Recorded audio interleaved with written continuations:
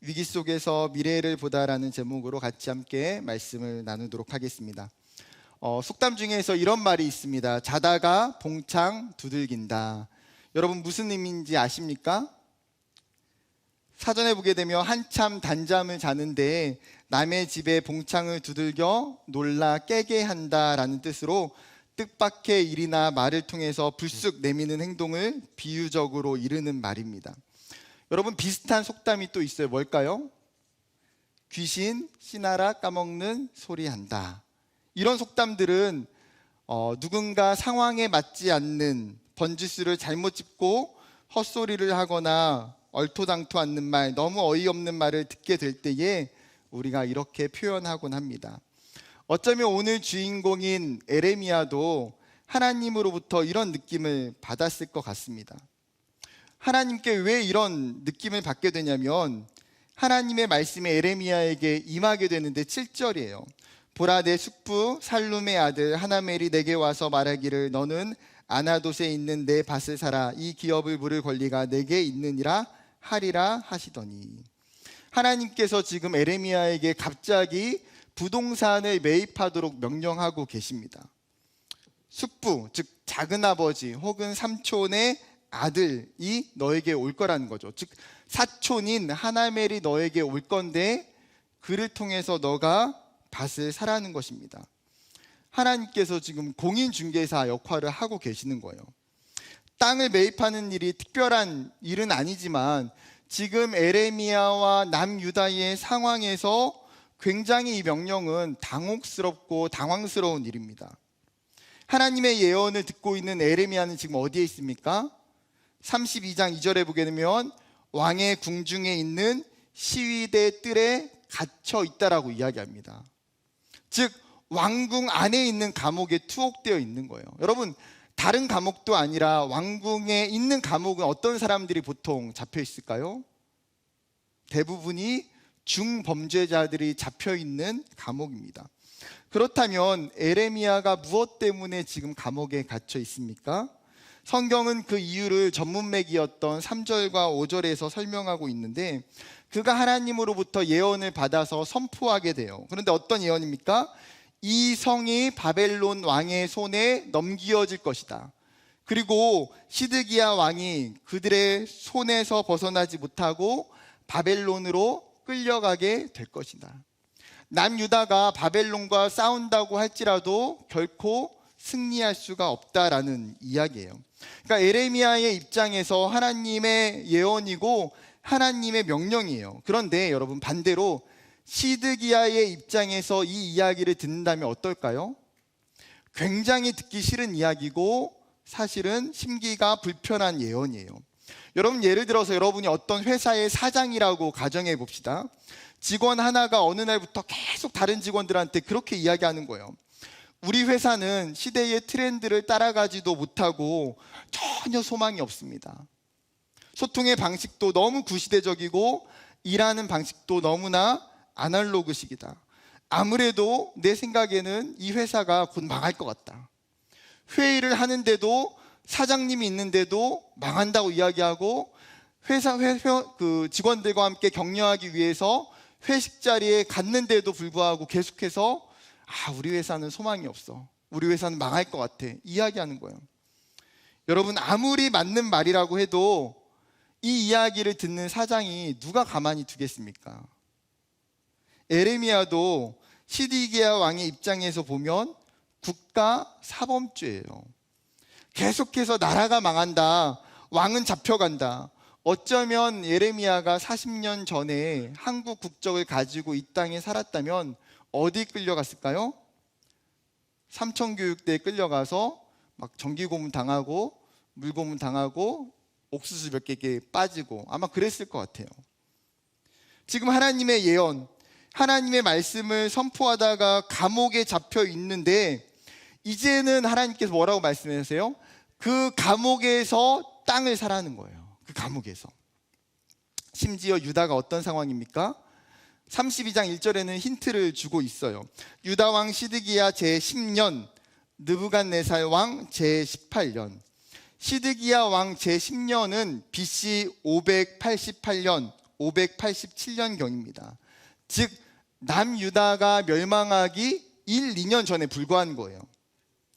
이로부터 10년 전이었던 BC 589년에 느부갓네살 왕이 바벨론 군대를 이끌고 와서 이미 예루살렘을 1차 함락시켰어요. 그리고 나서 예루살렘을 점령하고 나서 느부갓네살 왕이 세운 왕이 누구냐면 시드기야예요. 그런데 시간이 조금 지나다 보니까 시드기야가 반바벨론 정책을 펴기 시작하는 거예요. 느부갓네살 왕 입장에서 어떻겠습니까? 괘씸하죠, 당연히. BC 588년에 다시 한번 예루살렘을 포위하기 시작합니다. 2절에 보게 되면 그때의 바벨론 군대는 예루살렘을 에워싸고, 즉 예루살렘이 공격을 받고 있는 상황이에요. 어쩌면 유다가 망하는 것은 기정사실화된 일입니다. 예레미야는 이 사실을 누구보다도 하나님의 예언을 통해서 들었기 때문에 명확하게 잘 알고 있는 상황이에요. 그런데 하나님은 지금 망하고 있는 그 나라의 땅을 사라는 거예요. 여러분, 현실적으로 이익이 전혀 없는 투자예요. 아니요, 투자하면 망합니다. 부도가 나서 망하는 회사에다가 돈을 투자하는 것과 별반 다르지 않아요. 여러분, 예레미야가 이 땅을 산다고 해서 그가 그곳에 밭을 가를 수 있을까요? 그 땅을 산다고 해서 예레미야가 그곳에 집을 짓고 살 수 있을까요? 아니요. 남유다와 예레미야는 날개가 꺾여서 추락하는 새와 같아요. 당분간 하늘을 날 수 없어요. 아니요, 언제 다시 하늘을 날지 알지 못하는 상황이에요. 그것이 남유다와 예레미야의 현실이죠. 사랑하는 청년 여러분, 어쩌면 이 청년의 시기를 살아가는 우리의 모습이 마치 지금 예레미야의 모습처럼 느껴질 때도 있어요. 내 삶이 감옥에 갇혀 있는 것처럼 눈앞이 캄캄하고 어두워 보여요. 생각하지 못한 위기 속에 놓여 있고 바벨론과 같은 거대한 공격 앞에 짓눌러 쓰러져 있을 수도 있어요. 지금 내 모습이 날개가 꺾여 있는 추락하는 새와 같다고 느껴질 때가 참 많을 거예요. 그러나 성경은 우리를 향해서 그것이 끝이 아니라고 말하는 거예요. 결코 낙심하고 포기하지 말아야 된다는 거예요. 왜요? 그것이 하나님의 뜻이 아니기 때문에. 다시 말씀으로 돌아와서 하나님은 남유다의 고통과 위기 속에서 예레미야에게 이야기하는 거예요. 아나돗에 있는 밭을 사라. 하나님의 말씀 후에 굉장히 놀라운 일이 실제로 일어나요. 얼마 후에 실제로 사촌인 하나멜이 면회를 오게 됩니다. 이유는 뭐예요? 하나님이 말씀하신 대로 베냐민 땅 중에 아나돗에 있는 그 밭을 팔기 위해서요. 생각해 보면 하나멜도 어쩌면 너무나 말이 안 돼요. 자신의 땅을 팔면서 지금 다른 친족들도 아니라 감옥에 있는 예레미야에게 이 땅을 사라고 지금 가지고 오는 거예요. 하나멜이 예레미야에게 찾아온 이유가 뭡니까? 사실 이거는 이스라엘이 가지고 있는 구약의 전통 때문이에요. 이스라엘은 고엘이라는 제도가 있었습니다. 레위기 25장 25절에 이렇게 이야기합니다. 만일 내 형제가 가난하여 그의 기업 중에서 얼마를 팔았으면 그에게 가까운 기업 물을 자가 와서 그의 형제가 판 것을 물을 것이요. 이스라엘에게 땅이란 하나님이 각 지파에게 주신 기업이에요. 이 기업은 개인적인 이윤과 이득을 내기 위해서 쉽게 팔 수가 없어요. 부득이하게 정말 경제적으로 어려워서 절박한 상황이 될 때에는 일정 부분 파는 것이 허용이 되었어요. 그런데 땅을 매매할 때에는 각 지파에게 할당되어진 토지가 다른 지파에게 넘어가게 해서는 안 돼요. 그러려면 누구에게 팔아야 됩니까? 가까운 친족에게 팔게 되는 것이죠.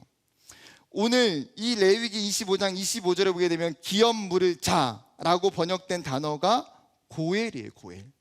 그리고 고엘의 원어의 의미는 친족으로서의 역할을 하다라는 뜻이에요.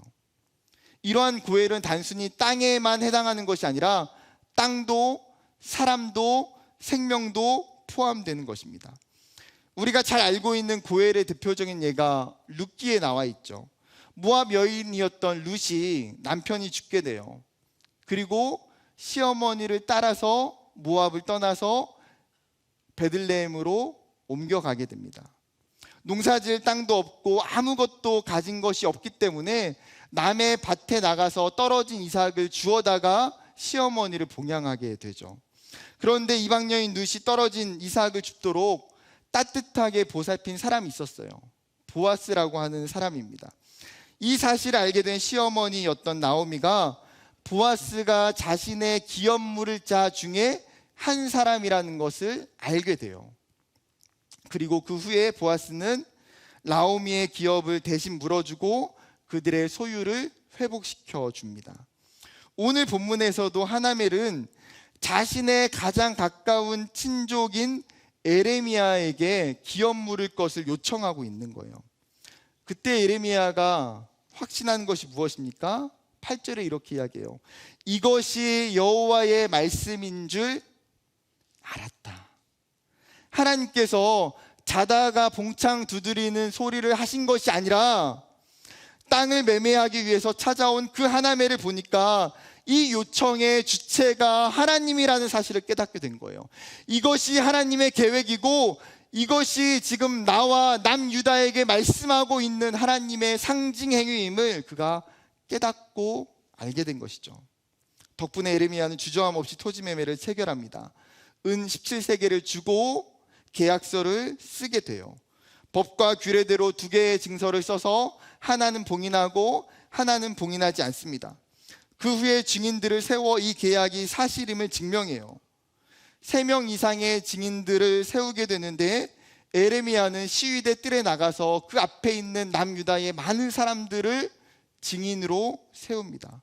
그리고 계약이 끝나자 바룩에게 증서를 보내서 토기에 보관하게 합니다. 그렇다면 아나돗의 밭을 사는 이 상징 행위를 통해서 하나님께서 에레미야에게 말씀하고자 하시는 것이 무엇일까요? 15절을 함께 같이 읽어볼까요? 15절 시작.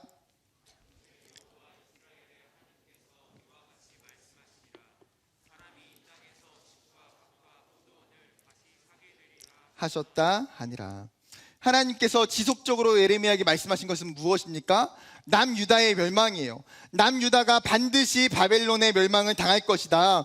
그리고 유다 백성들은 그 바벨론으로 다 포로로 붙잡혀가게 될 것이다. 그렇다면 여러분, 남유다는 이렇게 끝나는 것입니까? 하나님의 선민이라고 이야기하는 이 백성이 이렇게 망하게 되는 것입니까? 아니요. 하나님은 끝이 보이지 않는 이 현실 속에서 사실은 진짜 남유다의 마지막에 있는 그 모습을 보여주고 계시는 거예요. 전쟁의 위협과 고통 속에서 포로에 암담한 그 현실 속에서 주저앉고 싶을 때에 이 상징 행위를 통해서 하나님의 반전을 시각적으로 지금 보여주고 있는 거예요. 마치 드라마가 16부작이면 그 마지막 16화가 어떻게 끝나는지를 오늘 보여주고 있는 것이 에레미야 32장이에요. 하나님의 진짜 엔딩은 이 땅에서, 이곳에서 다시 집과 밭과 포도원을 사게 된다는 거예요. 44절도 동일하게 말씀하십니다. 베냐민 땅과 예루살렘 사방과 유다 성읍들과 산지의 성읍들과 저지대의 성읍들과 네겝의 성읍들을 잇는 밭을 은으로 사고 증서를 기록하여 봉인하고 증인을 세우리니 이는 내가 그들의 포로를 돌아오게 함이니라. 여호와의 말씀이니라. 남유다가 멸망하고 포로로 가는 것은 피할 수 없는 과정이에요. 왜요? 그것은 그들이 지금까지 하나님 앞에서 지었던 죄 때문에 우상을 숭배하고 하나님을 경외하지 않았고, 이 과정들을 통해서 다시금 하나님 앞에 돌아가야 되기 때문이에요. 그들이 받는 이 고통의 시간, 포로의 시간은 그들에게 반드시 필요한 과정이에요. 그러나 중요한 것은 무엇입니까? 나 여호와가 너희를 다시 포로에서 돌아오게 하겠다라는 하나님의 약속이죠. 이곳에서 예전과 같이 농사를 짓고 가축을 기르며 평안하게 살게 된다. 즉 여러분, 아나돗의 밭을 살고 있는 이 상징 행위는 뭐예요? 이스라엘의 미래적 모습이에요. 하나님은 현재가 아니라 그들의 미래를 지금 알려주고 싶은 거예요. 여러분, 중요한 것이 무엇입니까? 고통의 현재성 속에서 하나님의 약속된 미래를 봐야 된다는 거예요. 고통의 현재성 속에서 하나님의 그 약속된 미래를 볼 수 있느냐라는 거예요. 본문 당시의 자리로 들어가서 생각해 봅시다. 에레미야가 시위대에 많은 사람들이 보는 곳 안에서 땅을 샀어요. 계약을 체결했어요. 그리고 하나님의 말씀을 선포했습니다. 여러분, 우리가 바벨론으로 끌려갈 거지만 하나님께서 다시 우리를 회복시켜 주실 것입니다. 하나님께서 다시 이 땅에서 밭과 포도원과 집을 사서 우리를 살게 하실 것입니다. 그곳에 있던 유다의 많은 사람들이 이 상징 행위를 들을 때에 에레미야에게 뭐라고 이야기했을까요? 당신의 말이 맞는 것 같습니다. 하나님께서 우리를 다시 돌아오게 하실 것을 우리도 믿습니다. 우리도 에레미야처럼 하나님의 약속을 믿고 땅을 삽시다. 여러분, 그렇게 반응했을까요? 그렇게 이야기한 사람들은 정말 극소수에 불과할 거예요.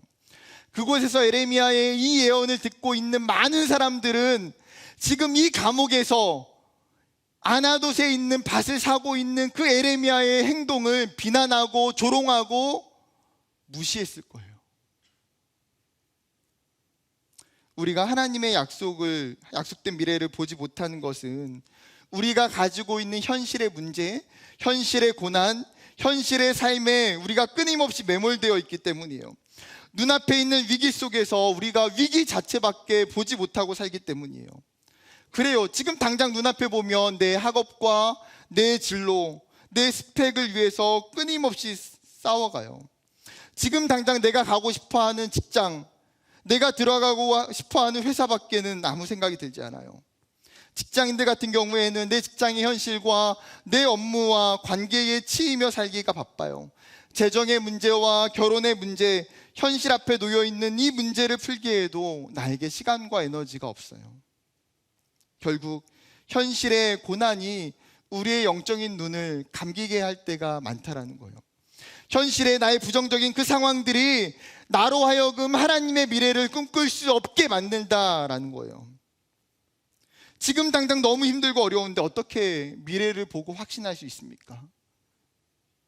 맞는 말이죠. 오늘 성경은 우리로 하여금 지금의 현실을 초월해서 나의 고난을 무시하고 살라는 이야기가 아니에요. 오히려 지금 이 청년의 때에 나에게 있는 이 고난과 이 위기를 해결할 수 있는 진짜 방법이 무엇인지를 하나님이 가르쳐주고 계신 거예요. 그것은 바로 하나님이 우리에게 주시는 미래의 청사진을 보라는 거예요. 여러분, 청사진이 무엇입니까? 19세기에 복사기가 없을 때에 복잡한 설계도면을 사본을 만들 때에 사용한 방법이에요. 반투명 용지에 도면을 먼저 그리고 특수 용액으로 처리된 인화지를 겹쳐 놓으면 일정 시간 햇빛에 노출시킨 다음에 푸른색 바탕에 흰색의 그림이 복사되기 시작합니다. 나중에 만들어질 집의 도면을 미리 청사진을 통해서 보게 되는 것이죠. 나중에 이루어진 일을 눈으로 보게 해주는 것을 우리는 보통 청사진이라고 그래서 표현합니다. 오늘 하나님은 지금 남유다에게 이 청사진을 그려주고 계시는 거예요. 나의 청사진을 가지고 이 현재를 살아내라는 거예요. 미래의 그 청사진을 가지고 정확히 살아가는 사람은 내가 지금 살아가고 있는 이 시간이 광야일지라도 담대하게 걸어갈 수 있다는 거예요. 낙심하지 않고 절망하지 않고 일어나게 돼요.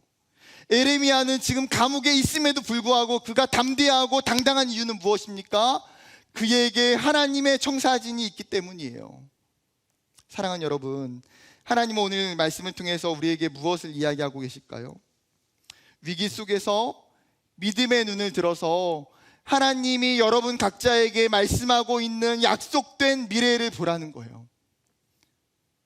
우리 각자를 향한 그 하나님의 청사진을 보라는 거예요. 내 삶과 내 가정을 향한 하나님의 청사진을 보라는 것입니다. 그 청사진 속에 하나님의 계획이, 하나님의 회복이, 하나님의 은혜가 숨겨져 있기 때문이에요. 그렇다면 한 걸음 더 나아가서 어떻게 하면 우리가 위기 속에서 하나님의 회복을 경험할 수 있을까요? 저는 적용으로 두 가지의 방법을 함께 나누기를 원합니다. 첫 번째는 하나님의 고급 정보가 우리에게 필요하다는 사실이에요. 많은 사람들이 미래에 대해서 정말 많은 관심을 갖고 있습니다. 그렇다 보니까 서점에 가면 미래를 예측하는 책들이 너무나 많이 쏟아져 나옵니다. 만약에 여러분이 우연한 기회로 어떤 땅이 10년 후에 개발된다라는 것을 듣게 되었어요.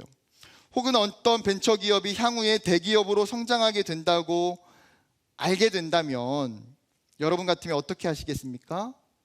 대부분 내가 가지고 있는 모든 돈을 투자해서 그 땅을 사지 않을까요? 돈이 없다고 해도 이 시대의 현상처럼 영끌해서라도 투자하려고 하지 않을까요? 몇 주 전에 제가 설교 예화로 재벌집 막내 아들, 부잣집 아니고 제가 확실히 봤습니다. 드라마로 재벌집이더라고요. 잘 살더라고요. 제가 그 드라마를 이제 좀 이렇게 봤어요. 이제 묵상을 하면서. 근데 송중기가 얼마나 부럽던지요.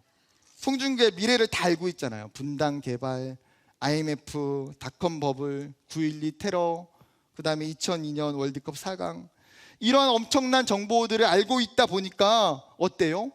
위기 상황에서도 투자하는 것마다 다 성공과 성과를 이루게 돼요.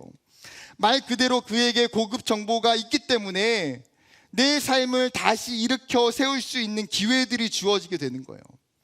여러분, 에레미야도 마찬가지예요. 그에게는 고급 정보가 끊임없이 쏟아졌어요. 그런데 이 고급 정보의 주체가 누굽니까? 하나님이에요. 하나님. 반면에 현재를 살아가고 있는 우리에게 고급 정보의 주체는 누구이고 무엇입니까? 세상에 있는 수많은 정보들, 세상에 있는 수많은 지식들, 수많은 미디어에서 쏟아내고 있는 여러 가지 정보들, 인스타와 유명한 유튜버들의 강의나 이야기가 어쩌면 우리를 채우고 있는 것은 아닙니까?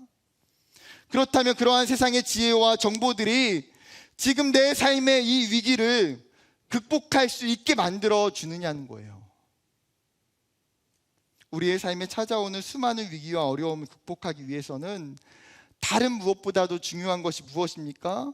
오늘 에레미야처럼 하나님으로부터 내 삶을 향한 정보들, 나를 향하여 말씀하시는 그 하나님의 음성을 듣는 것이에요. 여호와의 말씀이 에레미야에게 임하니라. 여호와의 말씀이 내게 임하니라. 에레미야서를 읽다 보면 이 문구가 끊임없이 반복돼요. 여호와의 말씀이 내게 임하니라. 감옥에 있는 에레미야에게 하나님은 또 찾아오셨고 그에게 말씀하셨어요. 여러분, 우리가 신앙을 생활하고 믿음으로 산다는 것은 성경에서 이야기하는 종교적인 행위를 열심히 하는 거, 예배를 잘 드리는 거, 죄를 짓지 않는 것을 이야기하지 않아요. 신앙생활의 근본은 무엇입니까? 하나님과의 깊은 교제와 만남을 갖는 것이에요. 하나님과의 그 깊은 만남과 교제 속에서 나에게 말씀하시는 그 항상 하나님의 음성이 들려줘야 돼요. 내 삶을 향하여 계획하시고 내 삶을 인도하시는 하나님의 음성을 들어야 돼요. 여러분, 그것이 가장 중요한 고급 정보예요. 사랑하는 여러분, 하나님은 그리스도인들에게 하나님의 음성을 듣는 특권을 주셨어요. 하나님은 우리에게 성령 하나님을 통해서 하나님의 청사진을 우리 안에 복사해 주셨어요. 그렇기 때문에 끊임없이 하나님의 음성을 듣기를 사모하고 간구해야 돼요. 위기 속에서 하나님의 뜻이 무엇인지를 깨달아야 돼요. 그러려면 예배하는 자리, 큐티하는 그 자리, 기도하는 그 자리 가운데 내가 나아가야 돼요.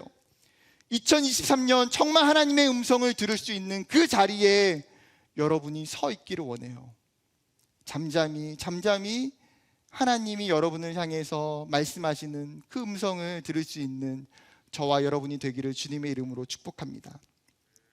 두 번째 적용은 전적 신뢰로 무장해야 된다는 거예요. 에레미야가 밭을 매매하고 난 후에 하나님께 기도합니다. 오늘 본문 이후의 문맥인 16절부터 25절이에요. 그런데 이 에레미야의 기도 속에서 기가 막힌 믿음을 엿볼 수가 있어요. 17절인데 새번역 성경은 이렇게 이야기합니다. 주 하나님 보십시오. 크신 권능과 펴신 팔로 하늘과 땅을 지으신 분이 바로 주님이시니 주님께서는 무슨 일이든지 못하시는 일이 없으십니다. 주에게는 할 수 없는 일이 없습니다라고 고백해요. 여러분, 에레미야의 이 기도의 바탕에는 하나님을 역사의 주인으로, 역사의 통치자로 완벽하게 인정하는 거예요. 에레미야가 이 기도를 하면서 그가 떠올렸던 하나님이 어떤 분이실까요?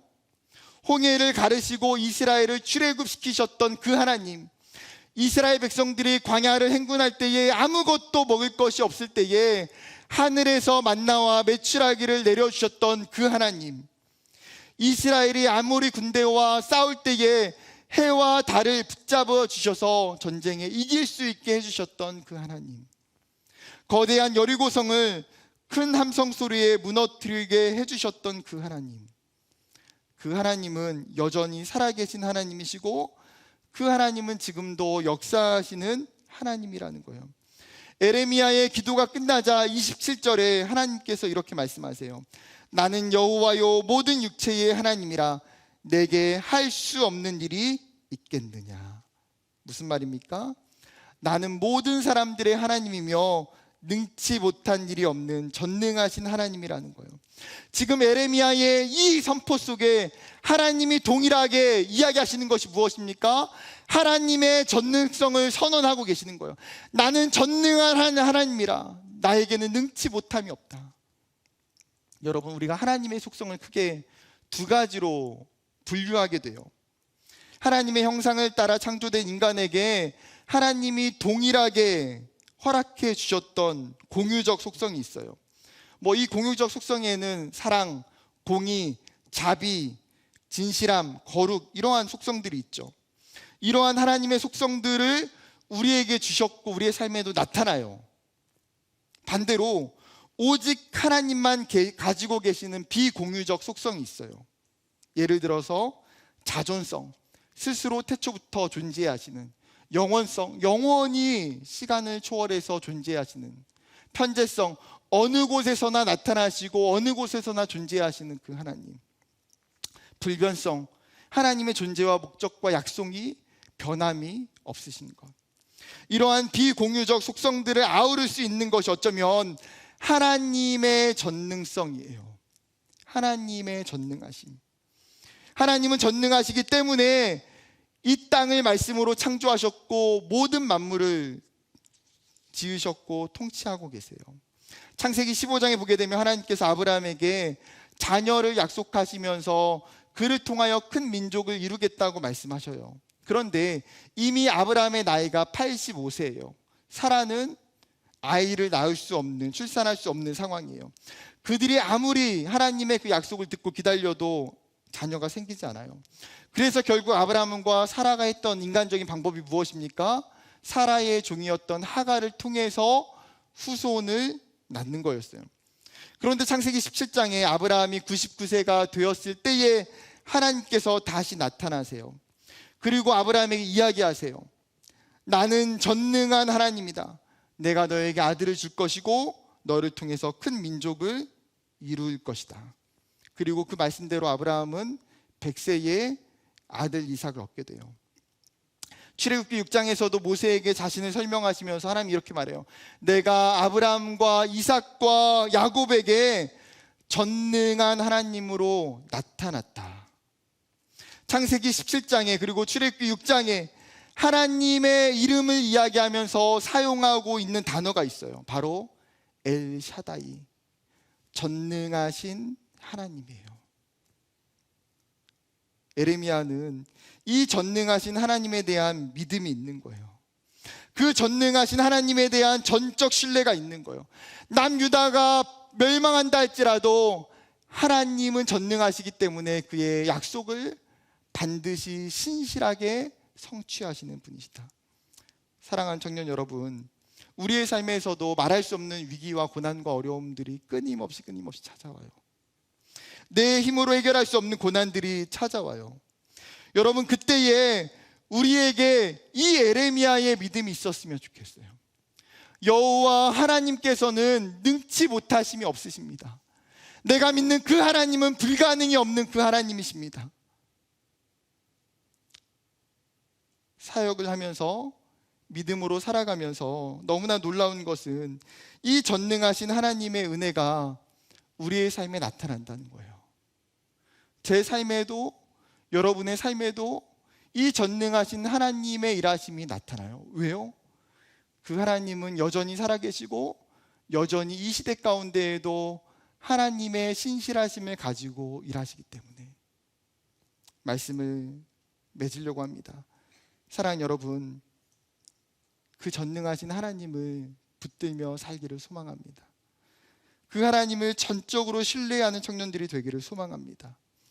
그 하나님이 반드시 우리를 구원하시고 회복하시며 하나님이 고난의 현재성 속에서 하나님의 약속을 바라보는 그들에게 하나님께서 그 약속을 성취하실 줄 믿습니다. 그 약속을 믿는 청년들 되기를 주님의 이름으로 축복합니다.